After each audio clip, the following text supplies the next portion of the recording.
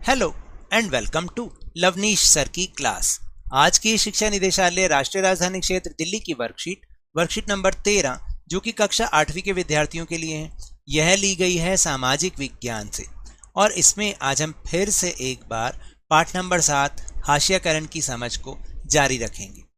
आज इसमें हम समझेंगे मुसलमान और हाशियाकरण को, यानी आज जिस टॉपिक पर हम चर्चा करने वाले हैं वो है मुसलमान और हाशियाकरण, यानी हाशियाकरण और मुसलमानों का क्या संबंध है उसके बारे में चर्चा करेंगे। तो चलिए बिना समय गवाए शुरुआत करते हैं मेरे साथ और समझने की कोशिश करते हैं। मुसलमानों के आर्थिक व सामाजिक हाशियाकरण के कई पहलू हैं। जैसे कि दूसरे अल्पसंख्यकों की तरह मुसलमानों के भी कई रीति रिवाज और व्यवहार मुख्य धारा के मुकाबले काफ़ी अलग हैं।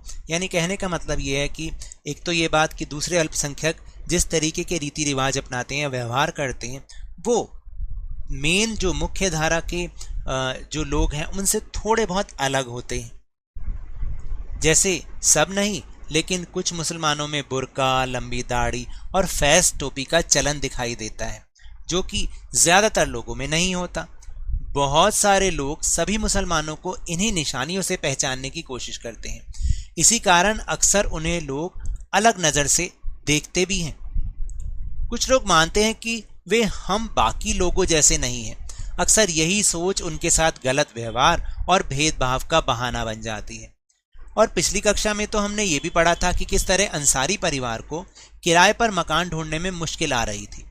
मुसलमानों के इसी सामाजिक हाशियाकरण के कारण कुछ स्थितियों में वे जिन इलाकों में पहले से रहते आए हैं वहां से निकलने लगे हैं, जिससे अक्सर उनका घेटोइजेशन होने लगता है। आखिर ये शब्द जो आया घेटोइजेशन, इसका क्या मतलब होता है? इसका मतलब होता है कि जब किसी अल्पसंख्यक जाति को दूसरी जातियों से अलग थलग कर दिया जाता है, यानी शायद उनके व्यवहार के कारण, हो सकता है उनका व्यवहार बाकी लोगों को अलग लगता हो लेकिन उनके लिए तो वो नॉर्मल है, या जिस तरीके से वो रहते सहते हैं, जिस तरह से वो पहनते उड़ते हैं, तो इन सबको ऐसा लगता है कि बाकी लोगों को ऐसा लगता है कि ये उनसे थोड़े अलग हैं, इसलिए उनको अपने से अलग थलग करने लग जाते हैं। तो इसको हम घेटोइजेशन कहते हैं। और कभी कभी यही पूर्वाग्रह घृणा और हिंसा को भी जन्म देता है। यानी कहने का मतलब ये है कि जैसे कि पीछे से हम पिछली वर्कशीट से समझते आए हैं, जब कोई हमसे अलग नज़र आता है, यानी बाकी मुख्य जो ज़्यादातर लोग एक जैसे हों या ज़्यादातर समाज एक जैसा हो और दूसरे कुछ लोग जो उनसे थोड़ा सा अलग व्यवहार करते हो, तो धीरे धीरे उनको अलग ही कर दिया जाता है और वो हाशियाकरण पर चले जाते हैं। ख़ास तौर से इसमें जो मुस्लिम वर्ग के लोग हैं उनको ज़्यादा नुकसान इस बात का हुआ है कि वो हाशियाकरण पर चले गए हैं। फिर हाशियाकरण से निपटने के क्या क्या उपाय हो सकते हैं या कैसे उससे निपटा जाए, इसके बारे में अब चर्चा करते हैं। टॉपिक है हाशियाकरण से निपटना। इन सारे समूहों के अनुभवों से पता चलता है कि हाशियाकरण एक जटिल परिघटना है, जिससे निपटने के लिए कई तरीके की रणनीतियों, साधनों और सुरक्षाओं की ज़रूरत है।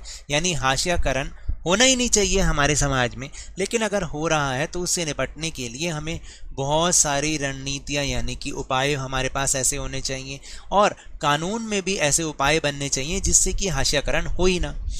इसका मतलब है कि संविधान द्वारा परिभाषित अधिकारों और इन अधिकारों को साकार करने वाले कानूनों व नीतियों की रक्षा में हम सभी की बराबर जिम्मेदारी बनती है। यानी कहने का मतलब ये है कि संविधान ने जो हमें अधिकार दिए हैं या इन अधिकारों को लागू करने के लिए जो कानून बनाए जाते हैं, तो वो हमारे बने रहें, उनकी रक्षा होती रहे, तो ये हम सभी की बराबर जिम्मेदारी बनती है। इसके बिना ना तो हम उस विविधता की रक्षा कर पाएंगे जो हमारे देश को एक अनूठी छटा देता है, और ना ही समानता के प्रति राज्य की प्रतिबद्धता को साकार कर पाएंगे। यानी कहने का मतलब ये है कि संविधान में तो हमें समानता प्रदान की गई है, लेकिन वो समानता बनी रहे ये किस पर निर्भर करता है? ये देश के सभी नागरिकों पर निर्भर करता है। अगर सभी नागरिक ही उस समानता का सम्मान नहीं करेंगे या विविधता का सम्मान नहीं करेंगे, जो उन्हें एक्सेप्ट करना चाहिए कि हाँ विविधता है, हमारे देश में अलग अलग तरीके के लोग हैं और सब लोग एक साथ मिल के रहें, तो ये सब जिम्मेदारी हम सब नागरिकों की बनती है। और देखिए कि जब हम सब अपनी जिम्मेदारियां समझेंगे तो जो सरकार है या जो राज्य है वो भी अपनी प्रतिबद्धता को समझेगा और वो भी इस दिशा में कार्य करेगा। इसके बावजूद हाशियाई समुदायों का जीवन भी बदला जा सकता है और बदलता भी है। कोई भी हमेशा एक ही तरीके से हाशिए पर नहीं रहता। हाशियाई समुदाय अपनी सांस्कृतिक विशिष्टता बनाए रखना चाहते हैं और साथ ही अधिकारों, विकास और अन्य अवसरों में बराबर का हिस्सा भी चाहते हैं।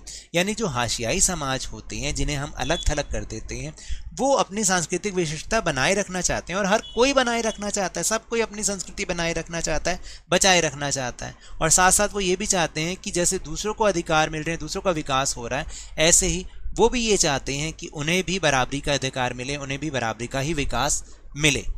तो आप समझे कि किस तरह से हम हाशियाकरण से निपट सकते हैं। तो चलिए अब हम चल रहे हैं अपने प्रश्नोत्तर पर। पहला प्रश्न है कि गेटोइजेशन से आप क्या समझते हैं। तो इसका उत्तर ये बनता है, देखिए, गेटोइजेशन या गेटोइजेशन से अभिप्राय है कि किसी भी अल्पसंख्यक जाति या समुदाय को बाकी समुदायों या जातियों से अलग थलग कर देना, इसको हम गेटोइजेशन कहते हैं। फिर दूसरा प्रश्न है कि आपके विचार से हाशियाकरण से निपटने में किन रणनीतियों की आवश्यकता है। तो देखिए, जो ये मेरे सुझाव हैं, हमारे देश में प्रत्येक नागरिक को ये सुनिश्चित करने की आवश्यकता है कि सभी नागरिकों के मौलिक अधिकार सुरक्षित रहें। तो यानी जब हम इस चीज़ को समझेंगे तभी तो सबके अधिकार सुरक्षित रहेंगे, यानी हम समानता ही बरतें सबके साथ। फिर इसके बाद है, हमें विविधता के हर मूल्य की रक्षा करनी चाहिए जो हमारे देश का अनूठा खजाना है। यानी कहने का मतलब ये है कि हमें समझना चाहिए कि हर व्यक्ति अलग है, तो हमें उसकी विविधता का सम्मान करना चाहिए। और तीसरा है कि शिक्षा हाशिए पर जाने से निपटने का सबसे अच्छा तरीका है। अगर हर नागरिक शिक्षित है तो उनके अधिकारों की रक्षा भी होती है और वे अपने कर्तव्यों को भी समझेंगे। तो ये रणनीतियाँ हैं जिससे हाशियाकरण से निपटा जा सकता है।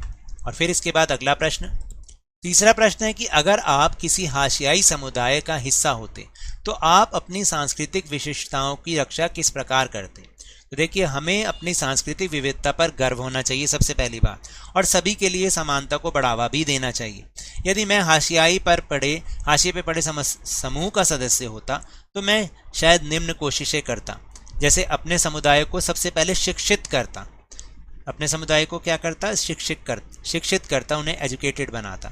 दूसरा, अपने दृष्टिकोण को बदलकर प्रगतिशील बनाता, यानी मॉडर्न बनाता, यानी जो रूढ़िवादिता है उसको त्याग कर मैं आगे की ओर देखता, प्रगतिशील बनता। और साथ साथ फिर क्या, अपने साथ साथ अपनी जाति वालों की सामाजिक स्थिति को सुधारने का प्रयास भी करता। तो हमने अब टेलीग्राम ऐप पर भी अपना चैनल लवनीश सर की क्लास बनाया है, जिसका लिंक आपको डिस्क्रिप्शन बॉक्स में मिल जाएगा। आप उस ग्रुप से जुड़िए, वहाँ पर इस वीडियो का लिंक और इसके साथ साथ दूसरे वीडियोस का लिंक भी आपको एक साथ मिल जाएगा। तो ये तो थी आज की वर्कशीट। अगर मेरे इस तरह समझाने से अब आपको समझ में आने लगा है तो इस चैनल और वीडियो को खूब लाइक दीजिए। देखिए, आप इस समय देख रहे हैं ना, तो साथ में लाइक का बटन भी दबाइए, शेयर कीजिए, सब्सक्राइब कीजिए और जल्दी से जल्दी अपने ही इस चैनल लवनीश सर की क्लास के सब्सक्राइबर्स को 50 के या उससे भी ज़्यादा तक पहुँचा दीजिए। लेकिन याद रखिएगा, जब भी आप घर से बाहर निकलें मास्क अवश्य लगाएं और जब भी आपकी बारी आए कोरोना का टीकाकरण जरूर करवाएं, क्योंकि कोरोना को हराना है और ज़िंदगी को एक बार फिर से सुहाना बनाना है और उसके बाद स्कूल भी जाना है। इसी उम्मीद के साथ बहुत बहुत धन्यवाद।